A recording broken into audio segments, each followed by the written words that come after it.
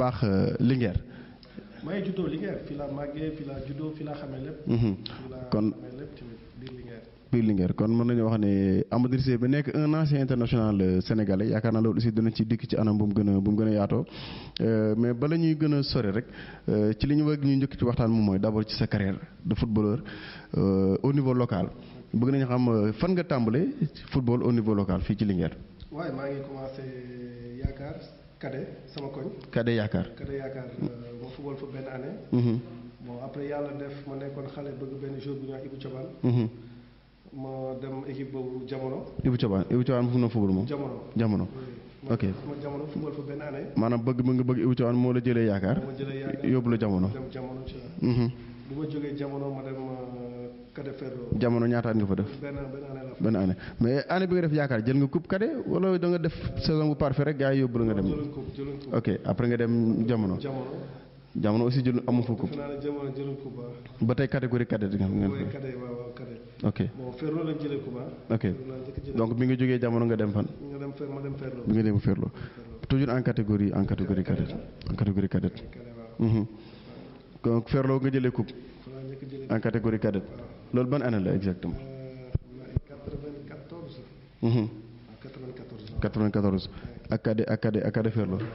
ginnaaw bi nga jógee cadet Ferlo. bon bi ma jógee cadet Ferlo dama temps li ngeen amoon benn équipe bu ñuy wax Zal. si la ma gars yi frotté ma football si équipe bi. Zal équipe bu tudd Zal. waaw Linguère fii. boobu fu mu doon évoluer nawetaan division régionale. ay boobu amoon na ay ndaanaan fi nekkoon ay ñoom Djiboyou ay ñoom monsieur Mara ñoom Mbaye Seck ñoom Baxaw Fall gan équipe Zal équipe bi tuddoon. waaw Zal. ok loolu yaakaar naa am na solo pour ñu ñëwaat ci ba mu gën a leer Zal mu nekk équipe bu doon compétir au niveau régional. maa ngi fàttaliku premier match bu ma njëkk football fii Cheikh Koumé moo doon suñu coach. ndem si yàlla. waaw ndem si yàlla. Cheikh Takou Koumé moom lañ dëppee stade Linguère bi. stade municipal. sama entraîneur bu ma may fit. match bu maa ngi fàttaliku Mara moo dévié bal bi. Mara Ndiaye. Mara professeur Eps ok. waaw ngandi ma attaquant moom it. daaneel bu mag. moom moo dévié bal bi. ma ñëw rek ànd ak bal bi dugg si biir surface ak dóor mu dugg. c'était face à quelle équipe. jamono bu Louga. dóor leen 1-0. fii à Linguère. fii stade non kii terrain Albouri Ndiaye bi. mais boobu moom catégorie junior senior la woon. football ko sax senior. dañ la fraudoon quoi si je comprends bien. comme junior ñu fraude ma senior. nga ñëw football. toj dugal. ginnaaw Zal. après nga dem monter senior xam naa. nag si la monter ci senior ODB. ODB nga njëkk football comme senior. foofu nga monter quoi. foofu laa monter senior waaw. ok nga def fa ñaata at. bon ma def fa 2 ans. 2 ans ci ODB quoi. ODB pour rappel peut-être ci nga xam ne ñooy déglu moom mooy ASC les ODB. mooy les 11 diables du ballon ci li ñu doon wooye. ñun ñëpp bi ñu nekkee xale dañu doon rêvé football équipe boobu tamit. football ODB. ñun ñëpp. lan moo taxoon ñëpp bëggoon football ODB. waaw man bon lu taxoon ma bëgg football ODB daa bon seen terrain bi benn. parce que terrain bi réglementaire na ñoom fi ñu doon entraîné. ba pare moo amoon tamit ay joueurs yu mën a football yu fa nekk tamit ay ndaanaan la.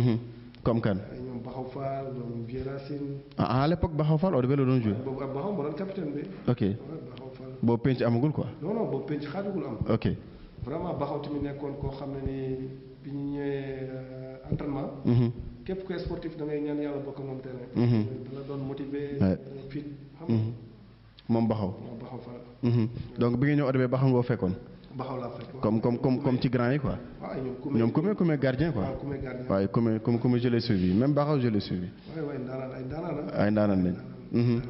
kon ñooñu ko fekkoon comme ay grand. ay Sinde Gandaga. Sinde. Moussa Ndiaye sama xarit ndem si yàlla moom it. Mbaye Sarr wala fekk na fa ak Mbaye Sarr. Mbaye Sarr ndaanaan la. fekk nga ko fa. non fekk naa fa daanaan Mbaye Sarr. kenn du moom. kenn du bravo. nga ñëw ODB ñu monté la en catégorie senior. Bon ñu dem ba demi-finale Ferlo gagné. demi-finale zonale. série. bon maa raté penalty bi sax. Ferlo éliminé leen. oui Ferlo éliminé ñu. ma ne non rus naa bàyyi ODB nii. te jëloo ko. te jël ma fi coupe si la toogaate beneen année bi nag. si la ñëwee nag vraiment ma jëlee leen coupe yëpp. ok jëlee leen zonal départemental. ñu dem ba demi-finale régional si la ñu perte par tiro bi. ci ASC les ODB. moo ko maanaam bi nga fa toogee première année moom jot a jël ko duñu final leen Ferlo éliminé mais nga ne daal yow sa ngor mayu la ngay dem te jëloo ko. si laa demee deuxième année bi nag ñu ñëw ñu confirmé ñu jël yëpp. ngeen raafal la fi nekkoon yëpp. jël coupe zonale. jël coupe zonale nekk fa meilleur buteur. jël coupe du maire nekk meilleur buteur. après coupe maire coupe Habib Sy. jël coupe départementale ak Saara bu mag bi. Saara bu Daara. def ñaari édition jour boobu tamit. ok première édition maa raté penalty bi.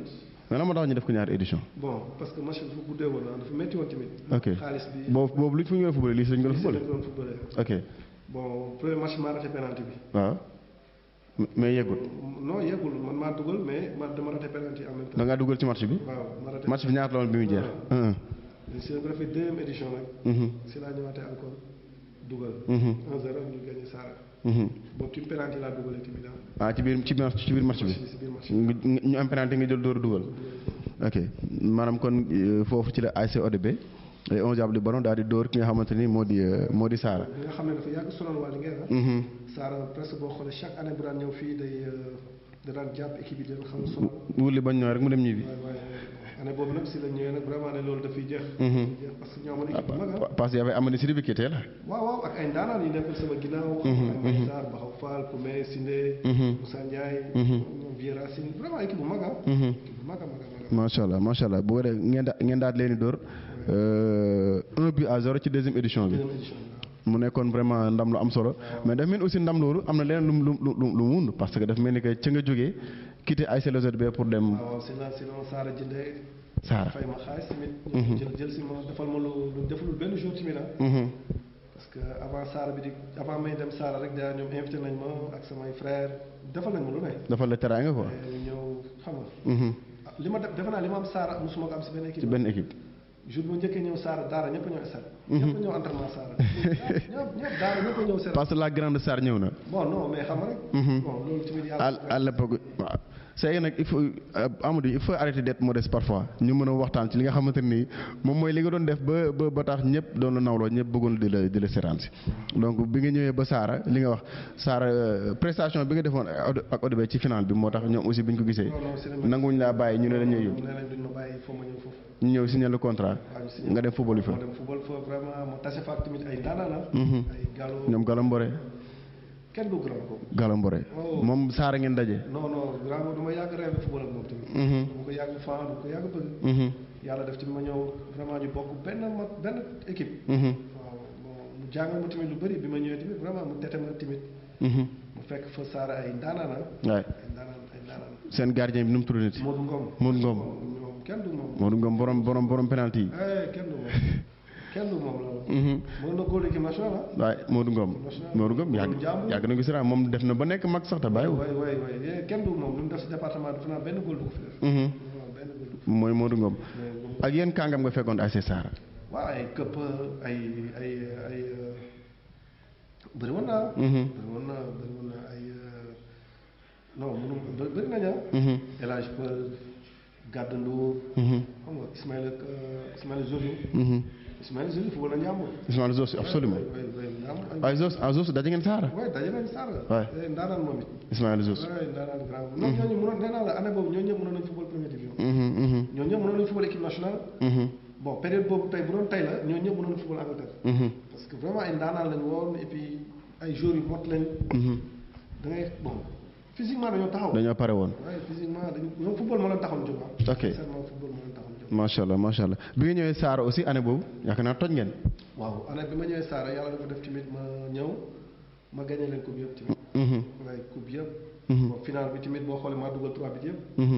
ma nekk meilleur buteur encore. final zonal quoi. oui final zonal. nga dugal 3 buts. 3 buts yëpp maa ko dugal. macha allah.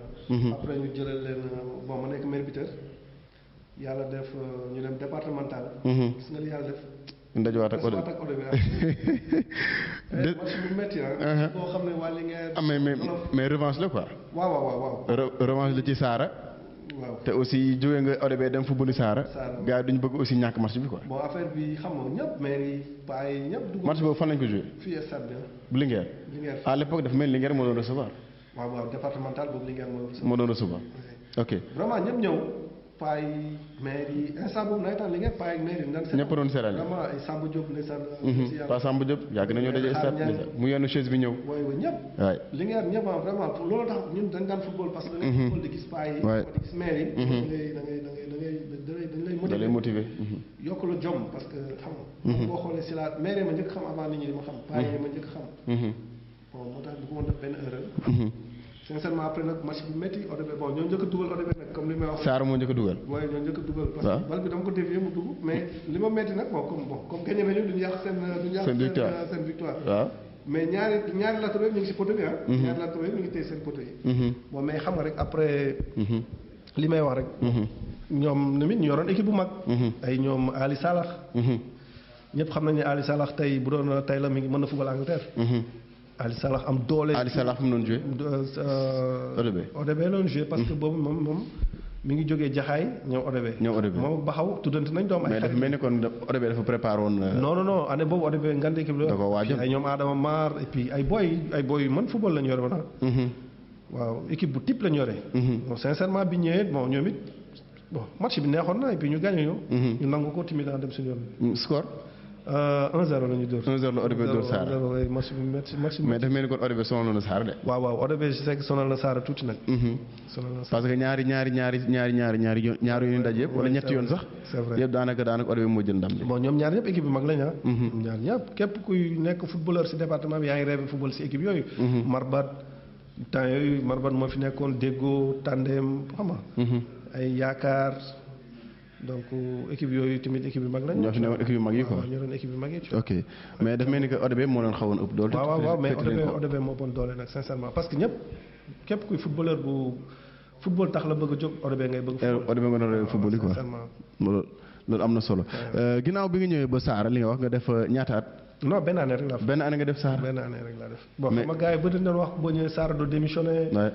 bon loolu sax amoon na parce que boo xoolee joueur yi képp ku jaar daara doo Sarr doo démissionné. waaw mais gis nañ suñu grand Galaw vraiment on aurait aimé ñu mu football mais dem na ba presque bi muy jeexal carrière am la. bon man nag comme man yàlla fa may chance que ba may dem instant bi comme na moon ginnaaw tuuti. gars yi ne ma bul loger foofu. dañu avertir woon bi tu vois ma bañ. bon xam nga rek bon man nawetaan tax moon jóg dama bëggoon bàyyi nawetaan sincèrement. parce que niveau aussi xëy na dépassé woon na nawetaan. waaw dépassé amoon nga aspiration dem non sincèrement parce que dem avant boobu man dem naa école football dem naa Jaraaf. tase woon fa ak ay joueurs yu ñuy tudd fi tey ñoom Henri Camara ñoom Pape Bouba Diop. daje ngeen fan. école football Jaraaf. école football Jaraaf. oui loolu bi ngeen football nawetaan la. non boobu avant may football nawetaan boobu Sow moo ma yóbbu école football. ok Sow benn professeur bu nekkoon fii te mu benn loxo bi dagoon. moom it fii la ma gis may tël rek. mu ne ma non ndax damay luxus ma ne ko non luxusuma non lii ngay def nii. gisuguma ko man mu ne ma naa ko def ma def ko si la waxee sam papa mu ne ma non bàyyi ma yóbbu ko école football Jaraaf. mais la moo tax toog resté woo foofu école football Jaraaf. bon mais non bi ma ñëwee tamit ñoom mënuñ moon jàngal. parce que pas as jàng moo fa nekkoon. bi ma ñëwee dañ ma doon def la affaire ñu ne ma noonu kii nañ ko yóbbu si junior bi. parce que kii li muy def lépp mën na ko. si laa demee junior Jaraaf nekk fa jot fa jàng tuuti expérience jàng fa mu si laa tase ak ñoom Henri Camara ñoom Pape Bouba Diop. bon moo tax bi ma ñëwaatee si laa gën a amaatee doole si laa gën a. mais est-ce que yaakaaroon ne aussi il fallait rester à Jaraaf.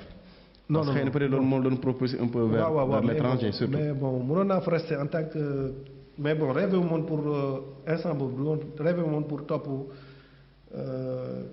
xam nga Jaraaf pour nga football fa il faut nga ramper. il faut nga ramper. waaye du ku nekk moo fa dugg du ku nekk moo fa football. donc il faut ñoom ñu jënd la rek. pour nga mën a football. donc ma ne daal il fallait ma wàññeekuwaat football ak nawetaan.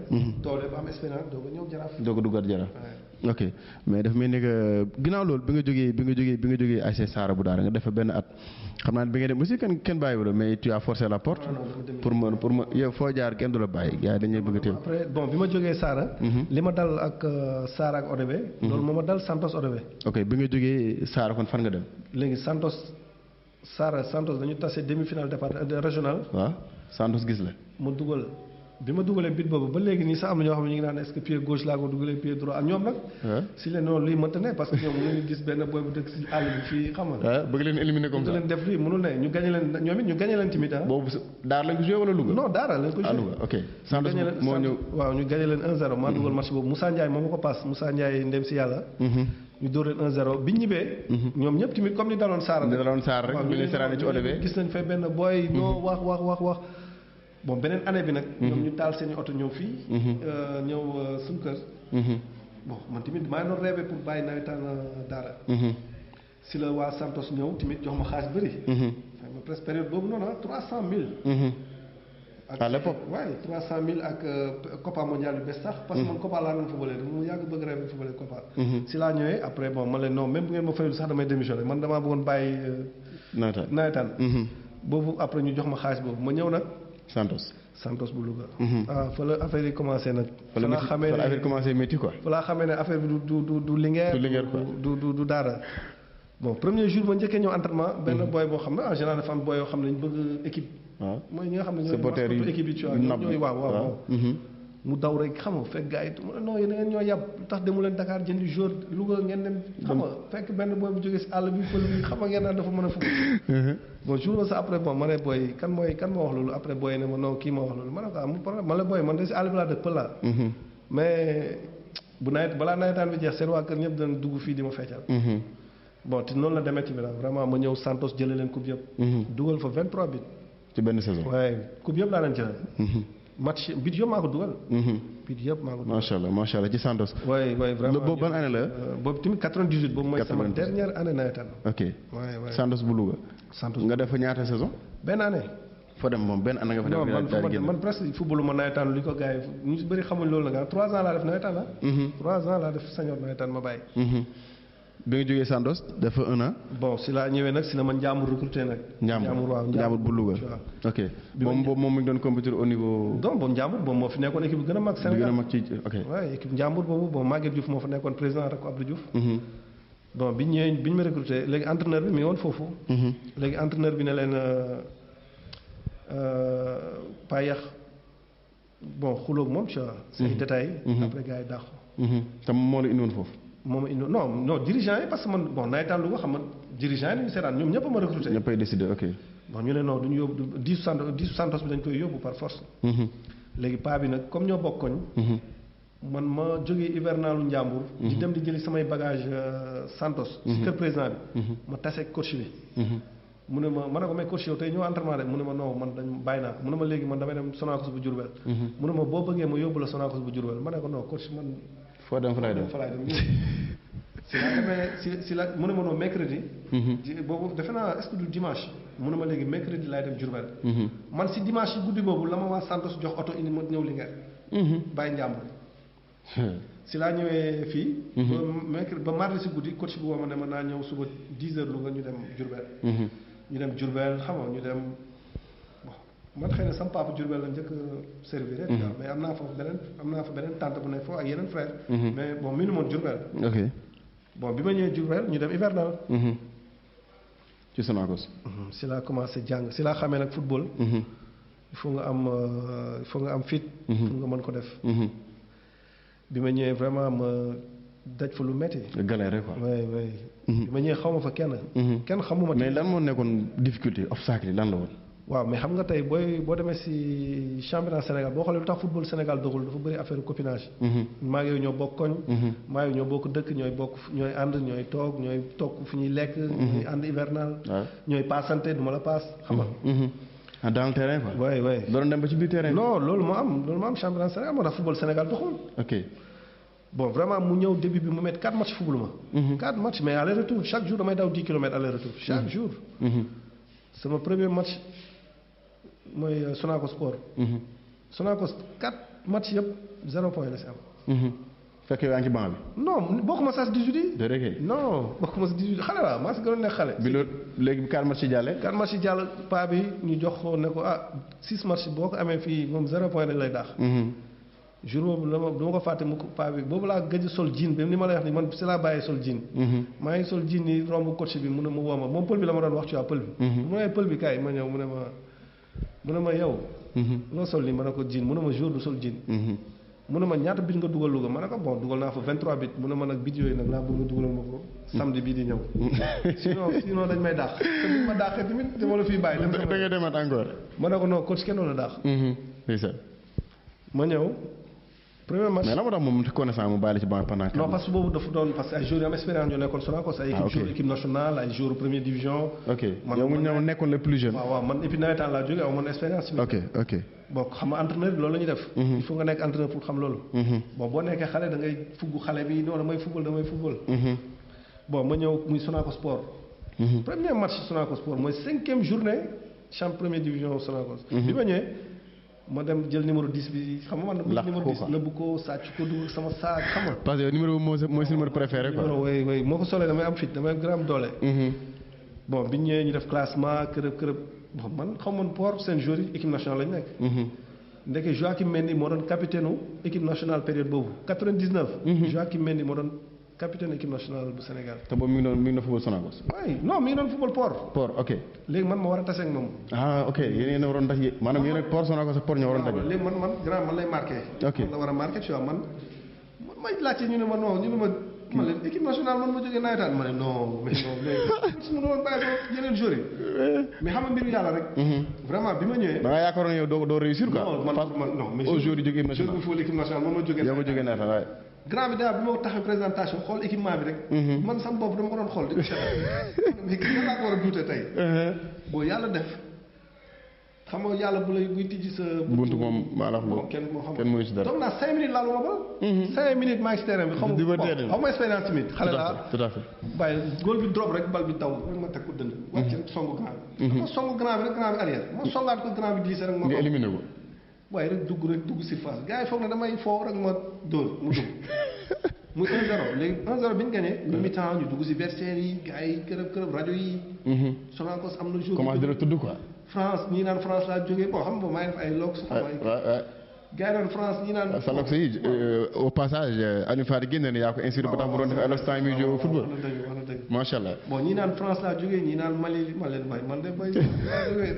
Alou Jolof bi laa jógee. Alou Jolof bi laa jógee de. bon ñu gagné 1-0 nag sincèrement Diourbel bi yëpp. tudd non Sonacos am na benn numéro 10 bu ñëw numéro 10. paa bi woo ma ci coach bi ne ma kaay déglu rajo ma déglu rajo boobu Sud FM mu amoon. gars yi émission bi ñëpp di woote Sonacos 10 bi nii.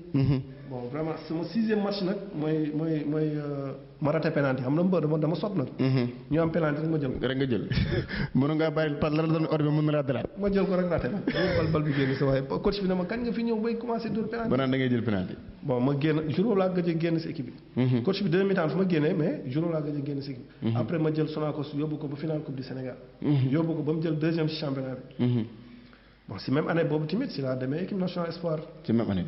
si même année bi. bi ngeen dem équipe nationale yaa ngi woon Sonacos. maa ngi woon Sonacos. ok Peter moom moo woo équipe nationale A. non espoir. équipe espoir. waaw premier match Sonacos GA. match boobu tamit maa dugal benn acrobatie. Peter laaj ma ndax man tamit sénégalais la waa ci laaj coach bi ne ko ndax sa jour bi sa numéro 10 bi sénégalais la coach bi ne ko kii non sénégalais de xam nga di ko traité noonu. bon après si lañ ma convoqué équipe nationale premier mi-temps. coach bi ne ma gars yi war nañu équipe nationale espoir. kenn yóbbu ko kenn xamu ko. ok bon ñu mi-temps ñu pare match bi ñu gagné GA 1-0. lañ si bon ñu pare ñu convoqué ma équipe nationale espoir. mu ñëw def fa 6 matchs dugal fa 2 buts. après tu étais titulaire ci match titulaire ah. ok titulaire oui. boobu période boobu ñoom Pape Bouba Diop ñoom Issa Ba. yéen a bokkoon nekk espoir. waay équipe nationale waay ngandi équipe.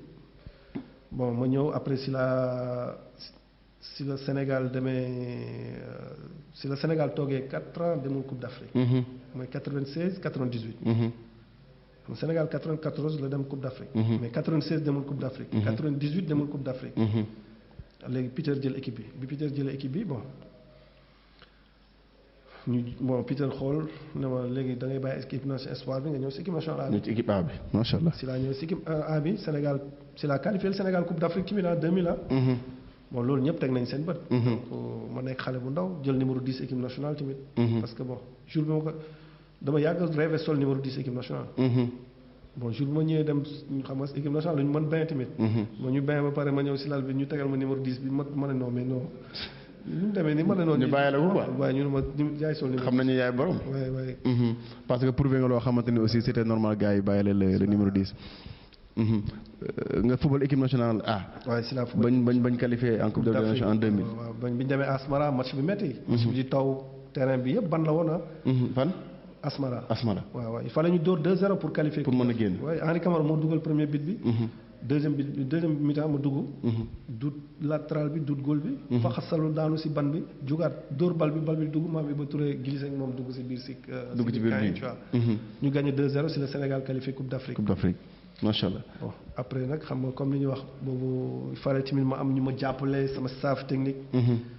bon comme Linguère laa dëkkoon te Sonacos tamit équipe entreprise la. ñoom publicité rek lañ doyee woon lañ ma doyee woon. parce que après nga koy xam. bon du équipe boo xam ne ni bu am ambition tu vois. mais ñoom seen équipe boobu pour publicité rek lañ koy. pour maanaam ñu jël la ba gars yi gis la. non pour Sonacos bi rek turu Sonacos bi rek. pour na ñoom loolu lañ doyee woon équipe bi. ok doyee wuñ pour jaay ay joueurs. ay joueurs ak yooyu quoi non du ay jaraaf du ay njàmbur. ok bon bi ma xamee loolu nag si laa bàyyee Sonacos bu Diourbel. après bon dama année boobu Sénégal qualifié Coupe d'Afrique. mu nekkoon sama rêve. pour nga football Coupe d'Afrique. nekk football Coupe d'Afrique nekk xale tamit. mais qu'est-ce qui a empêché ba dama football Coupe d'Afrique boobu. bon Coupe d'Afrique première liste bi génn bokk naa si parce que bi ma waree dem Grèce Peter. bi ñu ñëwee dafa leen wax ne leen bu leen laal booy bi bu leen ko laal ki xale la. tant que Coupe d'Afrique jeexul bu leen ko laal. bu leen ko sax jéem a di ko jël boppam bi di si dugal ay xam nga dafa war a signer contrat xam nga. bon après nag y avait ndeysaan yàlla yërëm ñoom ñaar ñëpp tey nekkatuñ fii muy Mbaye Ndoye ak Omar Seck. si lañ changé liste bi nag dem jëli seen i jarbaat. non dem jëli seen i mbokk. man aw ma tamit man Linguère laa dëkk. aw ma Jolof laa dëkk amul ku ma jàppale. gars yi xamuñ la woon quoi. gars yi xamuñ ma woon aw man ay dirigeant tamit yu. am doole Sonacos bu Diourbel. ok maanaam bi nga dem équipe nationale kenn ngémb la quoi. tu es parti tout seul. bon pas kenn ngémb ma si dirigeant. dirigeant waaw dirigeant je voulais dire. kenn jàppale wu ma mais bon bu dee mystique ak yooyu noonu. sama yaay mi ngi si doon jàpp ak doole. ok boobu aw ma si woon tiitukaay ak sama papa boobu sama papa mi ngi dund tamit ah. boobu aw ma woon tiitukaay si loolu. mais loolu moo tere kon nga dem football Coupe d'Afrique. loolu tax te dem Coupe d'Afrique te métti na ma nag ba loolu daf maa métti ba nii tey. daf ma ba tey fa laa jaaree sax bàyyi di seetaan Sénégal. waaye. waaye loolu ça fait mal parce que daanaka nga liggéey ba nga xamante ni fay ko rek moo ci des. non daf ma métti. gars yi na la doog fi jëlee te ñi yóbboon équipe nationale Coupe d'Afrique. football xale koy def tout à fait. football xale ñoom Neymar te boo xoolee ñoom Mbappé yi lu ñuy def ñun mën nañ ko ah. bi ñu koy def ñoom xëy na ñoom sax xëy na boobu ay xale lañ. waay loolu dëgg la. ñoom daaxuñu football. donc bu ñu leen daaxul football. kon depuis loolu ci nga génn équipe nationale Sénégal. bon non wala am na lu loo xam ne moom moo tax. après Bruno Metsu bi mu ñëwee convoqué na ma ñaari match. ok 2 fois tu vois mais après dafa ne ku ñëw nekkatul France. du la convoqué dootu la convoqué équipe nationale. ok bon. loolu moom c'était ses raisons quoi. waaw si la pare si équipe nationale bu Sénégal. ok ci jéem a concentré wu si leneen bon soit si sama championnat. ou bien ma xool nu ma voyagé tu vois. macha allah je crois que donc daanaka mën nañu wax ne sa carrière footballeur xëy na est-ce que foofu la yem ci équipe nationale wala ginnaaw loolu après tu as continué. non après dama continuer parce que après ma ñëw Jaraaf. waroon dem Grèce le 10 ma nëbb ko dirigeant yi di ñëw entraînement Jaraaf. pour am tuuti compétition. si laa dammee nag. maa ngi damm le 2 mars tu vois maa ngi waroon dem le 10 Grèce. ba maa ngi waroon remplacer Ismaïla Ba. parce que maa moom ñoo niroo style de jeu tu vois moom ñu ngi fekkante nañu équipe nationale. parce que manager am bi foofu la ma fekk sax mënuma yow Ismaïla Ba da ngeen niroo style de jeu quoi. léegi nag dañuy jaay Ismaïla da ngay ñëw place am. yow nga jël place am. bon si la fracturé le 10 boobu fracturé lu si lal nag bon bëgguma ko wax si télé bi mais je sais que xam naa ñu bëri nag. wax nañ si lii wax nañ si mais xam naa lu tax ma fracturé. loolu moo la empêché kon mën nañu ko loolu moo marqué benn arrêt peut-être ci bon loolu tamit xam na ma freiné ko tuuti mais après bi ma ñëwaatee tamit ñëwaat naa parce que naroon naa fi nekkaat 3 fois meilleur buteur championnat Sénégal. avec quelle équipe. Sonacos ba tey. waaw Sonacos 2004 maa nekkoon meilleur buteur. ok 2005 maa nekkoon meilleur buteur après ba Sidia Dia ñëw raawee ma benn bit mais après man dama voyagé woon tu vois def fi test. ok dama dem Dubaï dem def fa test. def fa 3 mois doog a ñëw. si la ma rawee mais bon. après la commencé nag dund lu métti si football bi. parce que benn instant bi xam nga gars yi dañu lay xeex. surtout bu ñu xamee ne Linguère nga bon bu ñu xamee si àll bi nga dëkk. bu ñu xamee tamit yow doo football si seen club yi. bon boo xoolee joueurs yi signé seen contrat yëpp du seen président yi ñoo leen jaay yi beneen président moo leen di jël jaay leen. jox club bi xaalis quoi. ok donc loolu mu nekkoon loolu xaw a découragé un peu ba. finalement nga mujj génn. ban année exactement nga arrêté sa carrière football. bon presque 2012 ah. 2012 parce que après football naa Gorée. ak Port ah. parce que boo xoolee Port seen trophée bu mujjee gagné si football man maa ko gagné dugal Mali la woon. dugal gagné bi presque maa ko dugal. bon après dem naa Guinée équatoriale tamit. bon 2006 bon ñu éliminé demi-finale Coupe d'Afrique des clubs. ak Al Ahly. bu Égypte. donc. Al Ahly ngeen doon daje. boobu yaa ngi football. boobu maa ngi Renacimento bu Guinée équatoriale. ok. boobu tamit bon signé woon naa fi xaalis bëri bon mais comme dëkk boobu tamit day taw. bon seen terrain yi day ban la. praticable quoi. waaye dafa métti dafa métti. après nga jógee fa daal di. après nag si laa fa jógee dem Afrique du Sud. bon munoo expliquer xam nga tey boo demee si télé boo taxawee nii nee nañ bon ñi ma xam dëgg xam nañ ko bi ma demee Afrique du Sud tamit bi ma signé. dama signé si même jour bi. def naa fi une semaine dara daluma. mais jour bi ma signé. si laa may déchirure. ok dama signé ba pare dugg si terrain bi. ñu passe ma benn bal ma teg ko si dënd bal bi di daw. bal bi di génn ma di ko génne di ko dugalaat si terrain bi. sama tànk bi dafa mel ni da nga jël paaka xotti. di ko xotti waaw. ñu ñëw gars yi dem rajo kërëb ñoom il faut nga toog 6 mois. moom ma ne non du ma fi toog 6 mois dama ñibbi. bon yàlla def tamit ma ñëwaat amoon beneen manager bu am doole Boulaya. Stéphane Keshi bi nekkoon entraîneur Nigéria. nekkoon sama entraîneur. moom pour moom boo ko laajee mun la est-ce que nee na moom ku ko laaj dinaa noonu Sidibé. moo daax fool si àdduna bi. mais kooku xam nga kooku nekk na entraîneur Mali nekk na entraîneur Togo. jël na coupe d'Afrique ak Nigéria. yóbbu na Togo coupe du monde.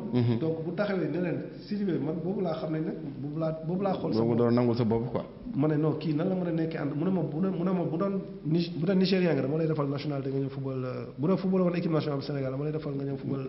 Nigéria mu defal national nigérienne quoi. bon si laa xamee ne football bi xëy na bon. kon bi nga jógee Afrique du Sud pratiquement ci nga àgg sa carrière. non dama ñëwaat. ok dama ñëwaat fii après demaat Dubaï. dem naa 4 fois Dubaï. dem naa Arabie Saoudite.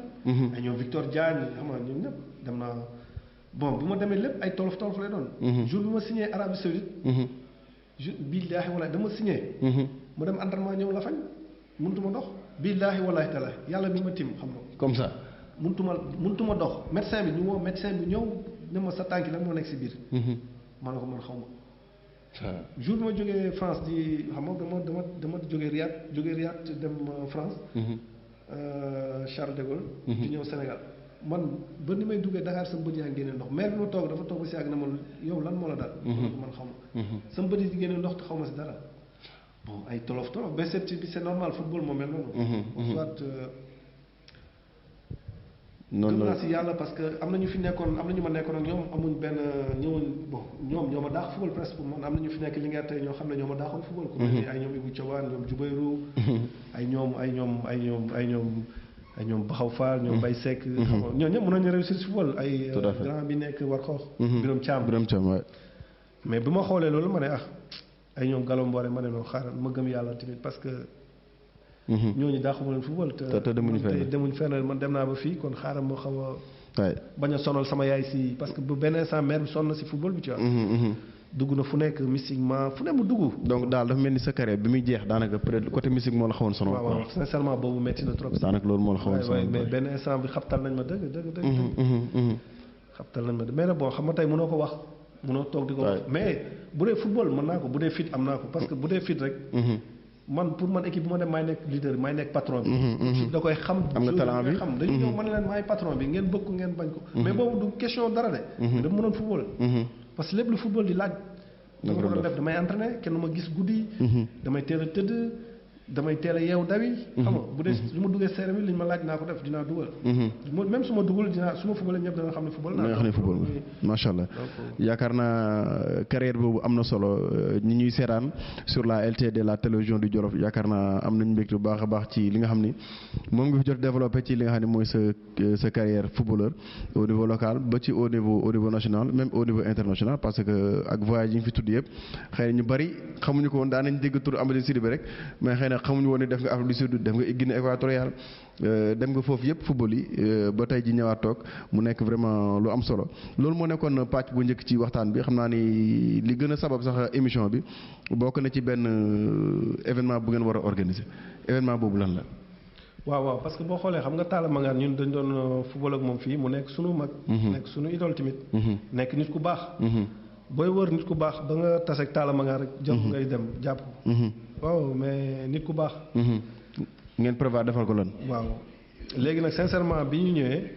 bon dañu toog benn fan yii dañuy toog ñu ne ñu dafa nelaw. xam nga yàlla mbiru yàlla moom ñëpp xam nañ ñu jëlee ko fi yàlla jëlee ko fi. bon léegi daal ñu ne dañu pare. bon waa ASC Daara xam nga moom football na ASC Daara. football na Manko bu Daara. léegi ñoom ñu ne dañuy def benn njaal. indil ko la famille maanaam benn mémorial daan ngeen organiser. waaw mémorial la tu vois. ok en même temps njaal mi la ñu indi. la ñu wàccee benn kaamil suba. samedi bi tu vois. donc mémorial bi kañ la exactement. suba la. maanaam c'est pour la journée de demain quoi. demain oui. ok kan ngeen koy defal. Talla Mangane. kan mooy Talla Mangane ak lan ngeen seqoon ak Talla. waaw Talla Mangane moom defe naa Linguère ñëpp xam nañ ko. waaw moom mi ngi doon football ODB. ASC les ODB les 11 pare nekkoon libéré. yow bi ngay ñëw ODB est-ce que fekk. moom fekk naa ko fa fekkante ngeen. waay fekk moom boobu mi ngi may doon libéré. année boobu mi ma doon libéré. waay nekk ndaanaan. nekk mën a football. grand bu seetoon football. non dégg nga loolu moom rek laa mës a gis. moom mooy taxaw di la paas.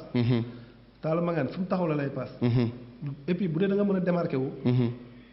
non di nga xam ne ni moom non man déggoo la li ma ne man football naa fi. gis naa façon libéro bu ne mais gisuguma ko mel ni Talla Mangane.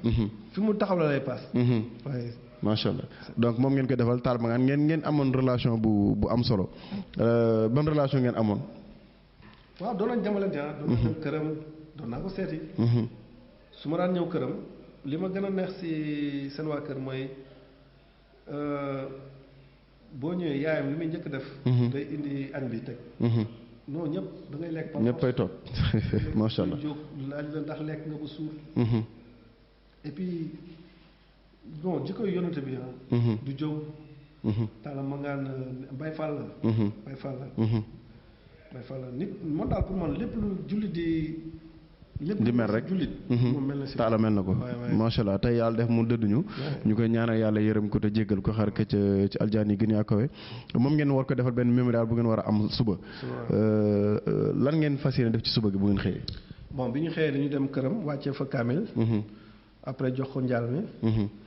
bon bu ñu fa jógee. maanaam suba bu ngeen xëyee kër ñoom Talla Mangane ngeen wàccee. kër ñoom Talla Mangane la ñuy ci seen kër famille fii. waaw 10h tu vois. à partir de 10h waaw à partir de 9h 10h. bu ñu wàccee kaamil ba pare. ñu ñëw sama kër fii Escale. joxe njaal dëgg naa nga tudd joxe njaal. waaw dañuy joxe njaal. dafa am kon benn affaire bu ngeen dajale. benn somme bu ñu dajale. ñan ñoo ko dajale.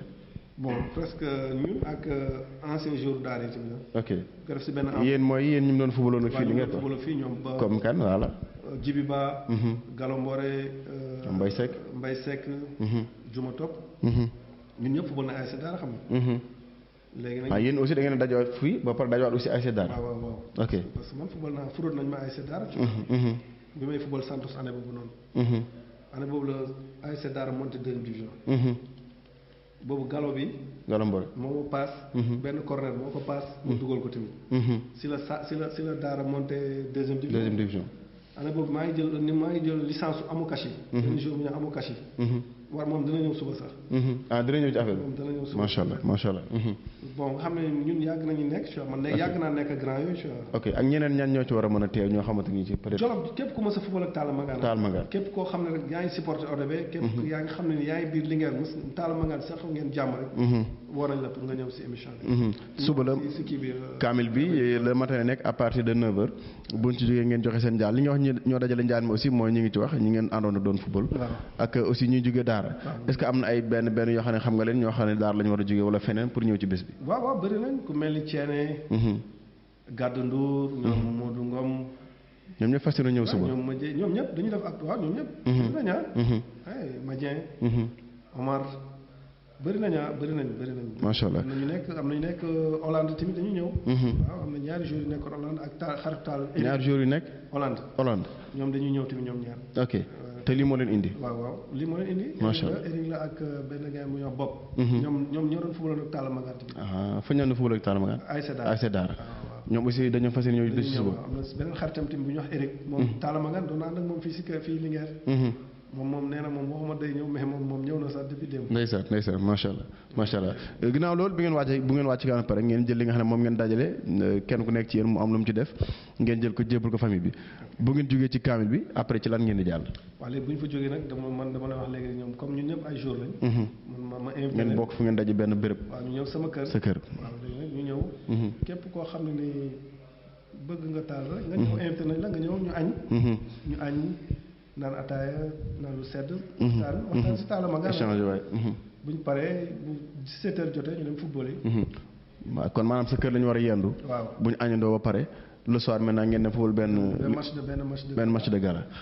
marché Gala fan ngeen ngi football. bon lycée Albouri Ndiaye. lycée Albouri Ndiaye. moo gën a jege famille Talla Mangane tout à fait marché Gala boobu ban heure la. bon 17h. 17h kon bu 17h maanaam lycée Albouri Ndiaye ngeen war a daje pour amal benn match de gala boo xamante ni di ngeen ko déjee à Talla Mangane. tous les anciens yi nga xam ne ñu ngi doon daje ak Talla wala bokkoon nañu ak Talla équipe. non anciens yëpp képp wala ku mos a football ak Talla rek. invité nañ invité nañ la ñëwal. suba lay nekk incha allah ca ngoon muy samedi suba le 8 janvier bu ca la àndee au terrain du lycée Albouri Ndiaye de Linguère muy lycée bu njëkk bi ex lycée bi yaakaar naa daanaka liy ëppoon ci waxtaan bi ci lu jëm ci wàllu deuxième point mooy le mémorial bi ngeen war a taxawal donc suba la ngay def peut-être un dernier appel à l'endroit de tout le Jolof pour ñu mën a teew ci kaamil bi teew aussi ci terrain bi ak aussi ñu mën a teew sa kër aussi teew sa kër. waaw en tout cas invité nañ ñëpp. bàyyiwuñ kenn képp ku jolof rek. invité nañ la. na nga ñëw. bon nga teew si kaamil bi. ñu ñaanal Talla Mangane. yàlla xare ko àjjana jégal ko ay bàkkaaram. ak képp ku doon footballeur fii képp ku mas a nekk. maanaam du rek ñu dajeeg Talla mais képp ku newoon footballeur fii rek. un ancien. waaw même bu dee da nga génn si àdduna tamit da nga bokk nga si kaamil bi. ok ku mel ni ay ñoom Ibou Thiawane ay ñoom dem si yàlla. Abdou Mbacke Poumane Moussa Ndiaye Abdou Mbacke Poumane ak kii nu mu tudd waaye sama Jànqa. waaye Jànqa yi bu doon football ay seetaan non Odobe kii Marbat. Jànqa Mamay Jànqa. Mamay ok Mamay c'est vrai. moom daanaka woon dem si yàlla Mamay effectivement. bëgg Jolof. Mamay. non daanaka et puis booy boobu génne la woon tu vois. trop bëgg Linguère. Mamay je l'ai suivi. non et puis balaa nga xam moo bëgg Linguère mercenaire ñëw fi. bëgg tuuteel Linguère. non Mamay da lay wan ne la. moo daax xamoo dara maa daax football loolu tax man mu neexoon mu. absolument te vraiment loolu mooy nit. tout à fait. ay ñoom top. grand top bi nekkoon fii Déggo. grand top bëri nañu ndeysaan ñoom da ngeen leen boole fas yéene leen ci kaamil bi. ñëpp si lañ bokk incha allah ñëpp si lañ bokk. loolu moom am na solo donc bu loolu jàllee maintenant ci ngoon gi comme ni nga ko waxee mémorial la di ci woo képp ki doomu Jolof ñu mën a seetaan séance ñu mën a football ñu rendre hommage Talla Mangane ak tous les anciens qui sont disparus bu calande suba lay nekk samedi 8 janvier fële ca terrain bu lycée Albouri Ndiaye bu Linguère incha allah à partir de 17h lay doon bu neexee yàlla bu loolu bee maintenant après ñu recueillir un dernier avis rek ci li nga xam ne moom mooy le football local ci loolu la ñuy tëjee mooy le troisième et le dernier point bis njëkk mooy nawetaan gis nañu aussi comme li nga wax yow ci nawetaan nga commencé dem nga football yi dem nga fu nekk ba ñëwaat yàlla dogal sax nga jël yoroon fi benn équipe nawetaan bu yàggul dara ban gis-gis nga am ci li nga xam ne moo di le niveau de nawetaan aujourd'hui surtout à Linguère bi nga xam ne aussi fi lañ fekk baax te fi lañu seetaan nawetaan côté organisationnel côté technique ak booy le niveau des gosses et tout noo gisee actuellement nawetaan bi de manière générale. waaw bon nawetaan Linguère moom bon ñun ñëpp fi lañ dëkk fi lañ juddoo xam nañu nawetaan Linguère moom nekkatul nawetaan. bon bu njëkk ba da nga daan seetaan nawetaan Linguère da ngay bëgg. échauffement rek ay ñoom Mass Ndiaye yëpp Linguère da nga daan seetaan ay ñoom Jubayru ay ñoom nu mu tudd ay ñoom Jubayru ñoom Abdou Mbacke. ñoom Baaw Fall ñoom Mbaye Seck ñoom Djiba da nga daan ñëw entraînement. échauffement. rek yow da ngay doyal parce que da nga xam ne ñii ay jour lañ. mais léegi nag gars yi ñoo yàq nawetaan Linguère. équipe bi bëri nañ ba pare encore booy duñ motivé wuñ booy. dañu toog ba match bi des 2 jours ñu dem jëlee ay jours Dakar. indi leen sonal maire koñ bi sonal paa yi. sonal waa koñ bi.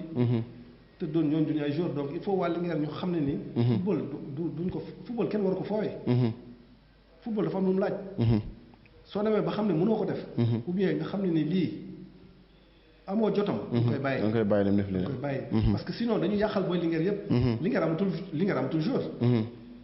bu njëkk ba Linguère da ngay ñëw yow xam nga li ma wax. da ngay ñëw déggoo Marbat. wallaahi ñu la déggoo Ferlo mbaa ñu la ODB Marbat. mbaa ñu la ODB Yaakaar. ngay xaar match bu rëy mais léegi bu ñu ne la ODB Marbat ñu ne la ODB door nañ ko 5-0 6-0 mbaa ñu la ODB 4 match 4 défaite. mais nga xam ne yow da nga naan léegi parce que booy ñoo entraîné wul.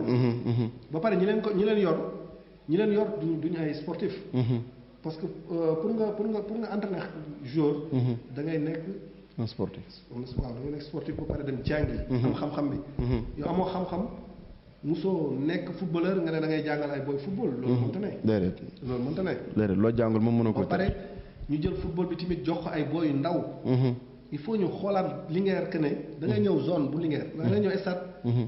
yow da ngay ñëw xool dugg terrain gis ñoo xam ne waruñ leen jox équipe bi. waruñ leen jox saa nawetaan Linguère tu vois ñu téye ko. ay booy yoo xam ne nii. kenn xamu leen dañu waxtaan. defuñ preuve quoi. defuñ dara. parce que politique moo leen fa teg. gis nga football bi suñu bëggee mu avancé. dañuy jël politique bi tegee ko ne la. génn ko ci jël football bi xoolal jaar na ko yoon. football kenn du ko politiqué. football. kon da ngaa jàpp ne politique def ci rax. non moo tax daanaka football bi yàqu. mais demal. esat mais ñi fa nekk ñëpp ay politiciens lañ. mais ñooñu kan moo fa mën a gérer football Linguère. amul. non gis nga wuy ma ñun ñëpp Linguère lañ dëkk. fii lañ juddoo fii lañ màggee fii la ñu ndamoo. suñu fu ñu mënti dem dañuy ñëwaat fii. suñu gañee Linguère ñu def ñuy metti. nawetaan Linguère boo amee sa gan mu ñëw di ko seetaan da ngay rus.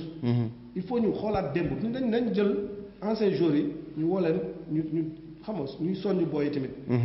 mais nawetaan Linguère dafa yàqu. ok li nga wax aussi xëy na mu ngi ci aussi xëy na booy aussi il manque un peu de motivation. booy amuñ motivation ba tax na aussi xale yi tamit léegi dañu bëgg lu yomb nag de booy entraîné tuñ de. non booy entraîné wuñ. xam nga booy dañu toppandoo. parce que dañu dem jël dem télécharger Ronaldo. ou bien Messi. dem terrain suuf bee di ko appliquer. comprendre nga booy dañu bàyyi ba 7 heures. ñu entraîné. 7 heures ban jour dina entraîné 7 heures. déedéet. mais non. mais jour da ngay non. kon mën nañu kon les responsabilités sont partagées. non ñëpp la. waaw kenn ku ci nekk am nga ci part de responsable. parce que tamit bon da ngay gis li ma la wax da ngay ñëw gis benn gars boo xam ne xamul luy football. xamul luy football mu yeewu. mu ne moom day dem bokk zone.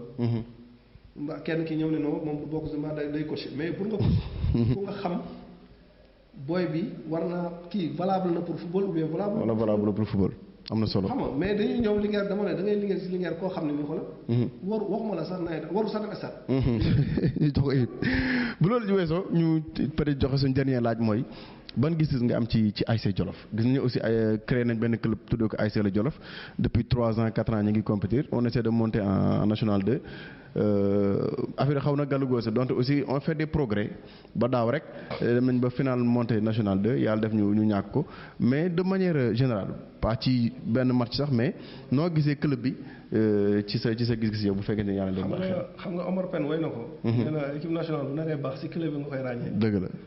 mais gis nga Linguère. gis nga buñ nañ bàyyi di nax ñuy naxante ñun. gis nga ASC Jolof.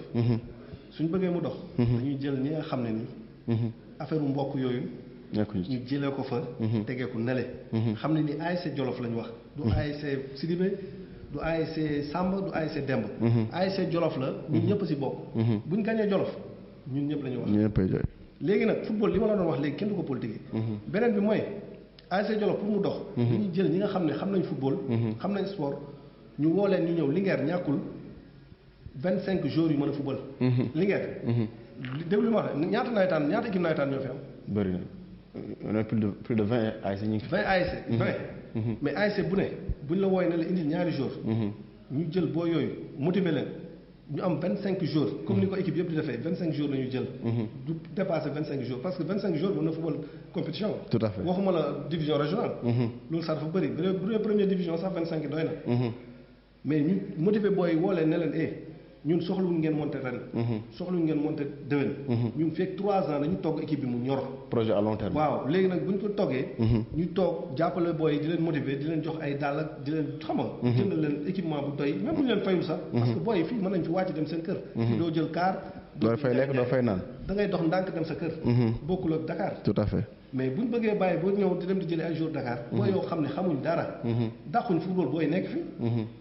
non nañu waxtaan booy dax yow jour boo xam ne mosoo ko gis muy fubal nga yeew rek ñu la demal jëli benn jour Dakar mbaa nga yeew rek benn gars ne la am naa benn jour Dakar latéral lay fubal fekk mës a fubal mais nga indi ko fii mu yàq match bi mais ba kañ loolu dafay war a jeex kon daal maanaam yow conseil bi ngay jox ASC Jolof mooy nañ am benn projet boo xam ne buñ ko yàkkamti jël ay booy ne ci dëkk bi exactement une vingtaine jàpp 25 gosses jëm ñoom 2-3 ans pour ñu mën a am équipe boo xamante ne dañuy monter en national 2 bu boobaa sax duñ taxaw progression bi day yéeg quoi day demee sax ba bés benn instant ñu manqué benn attaquant ñu dem jëli ko mais mënuñoo dem jëli dëkk ci di jëli 5 6 7 non 25 équipe la ok loolu ba kañ mais loolu dafa war a jeex ok yaakaar naa le message est clair te xam naa ne ñi ko war a dégg aussi dinañ ko dégg te am na yaakaar ne aussi dinañ ci indi saafara bi ñu ci war a indi pour ASC Jolof mën a am ndam daanaka amadi li ñu amoon ci ay laaj tënku na loolu moo nekkoon émission bi xanaa dama la daloo kàddu gi rek nga def sa dernier mot bu dee ñu daal di mën a yëkkati jotaay bi waaw dama bëgg xamal waa Linguère que ne man Linguère laa dëkk. laa juddoo fi laa màggee. Linguère laay ndamoo. beneen bi nag mooy maa ngi sant Mass Ndiaye. vraiment mooy mu nekk sunu grand. nekk sunu royukaay nekk sunu idole moom it. mooy daf ñu may fit. parce que jàmbaar la. moom it li ma wax rek dañuy dem Dakar parfois di seetaan seen TV. dégg ko muy wax. loolu sunu fierté la. tout à fait parce que ñun ñëpp gis nañ ne léegi télé yi ak rajo yi ñoom ñooy doxal dëkk bi. léegi nag ñun ñu ngi ñaan yàlla comme ni ma wax na si jolof yëpp jàpp. xam ne télé bi. war naa mën a dem ba concurrence ak ay TFM ay Sen TV. na si jolof jàpp te xam ne ñun lii lañ am. dëgg la ku nekk nag fi nga dëkk nga am. xam nga. en tout cas daal maa ngi ñaan jolof yëpp. et puis di leen sant yéen ñaar tamit di la sant yow. parce que du tey rek lañu def émission. dëgg la. di sant sama mbokk jolof képp kuy jolof daal. sant naa la. parce que gis naa fi ñu ma teg tamit ñoom it. bon gis naa cër bi ñu ma jox. en tout cas maa ngi ñaanal waa jolof ñëpp. ñu am jàmm. yàlla yokk leen yokk doomu jolof yëpp. amiin incha allah képp ku si yokk rek. sunu ndam la. dëgg la. waaw en tout cas ñun bu ñu gisee benn doomu jolof bu yokk rek. sunu ndam nga tu vois. sunu ndam nga.